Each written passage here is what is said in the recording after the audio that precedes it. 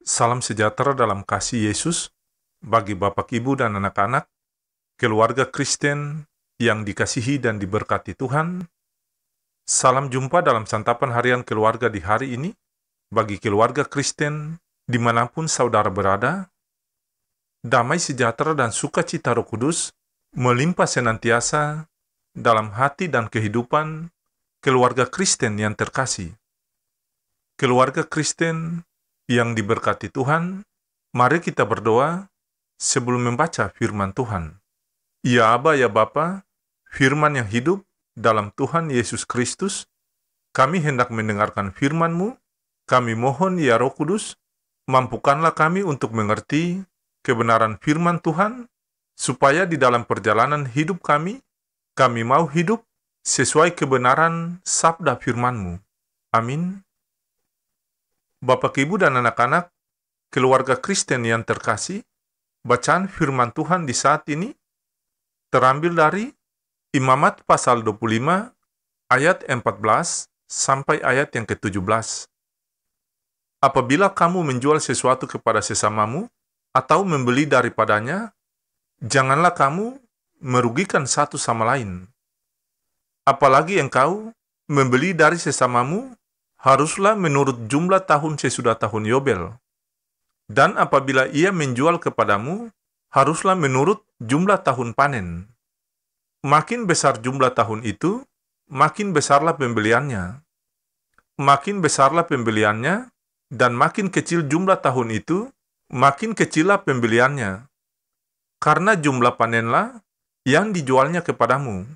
Janganlah kamu merugikan satu sama lain, tetapi engkau harus takut akan Allahmu, sebab akulah Tuhan Allahmu.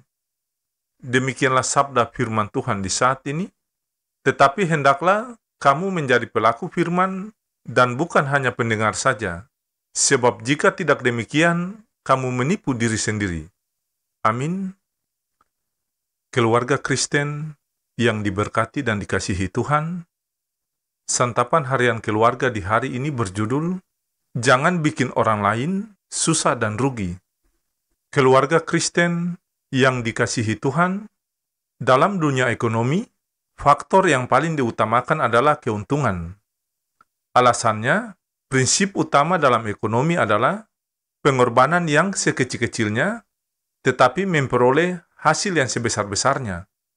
Karena itu, dalam setiap kegiatan ekonomi, selalu yang dicari dan yang diingin didapatkan adalah keuntungan. Tidak ada pelaku ekonomi yang tidak menginginkan keuntungan.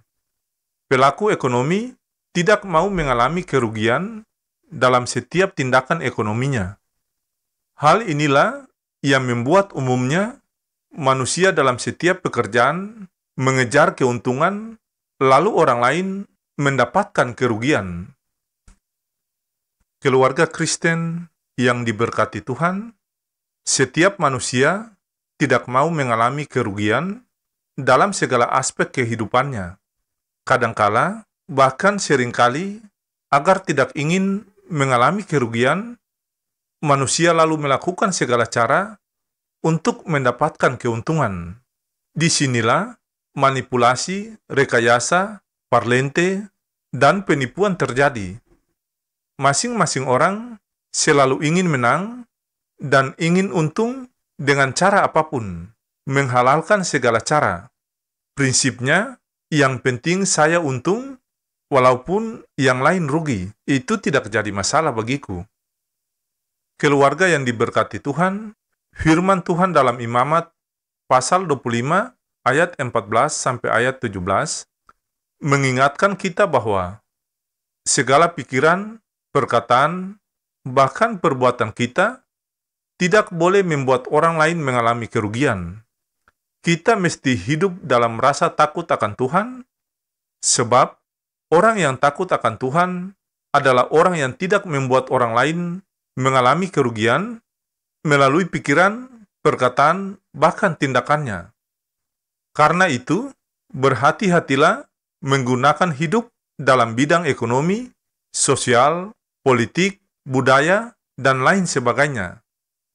Keluarga Kristen yang dikasihi Tuhan, Hendaknya seluruh aspek hidup kita mencerminkan sikap takut akan Tuhan, sehingga tidak menimbulkan kerugian dalam bentuk apapun bagi orang lain. Ya Allah kami yang hidup, mampukanlah kami melakukan segala sesuatu yang tidak merugikan orang lain. Semoga Allah sumber damai sejahtera segera akan menghancurkan iblis di bawah kakimu. Kasih karunia Yesus Tuhan kita menyertai kamu. Amin.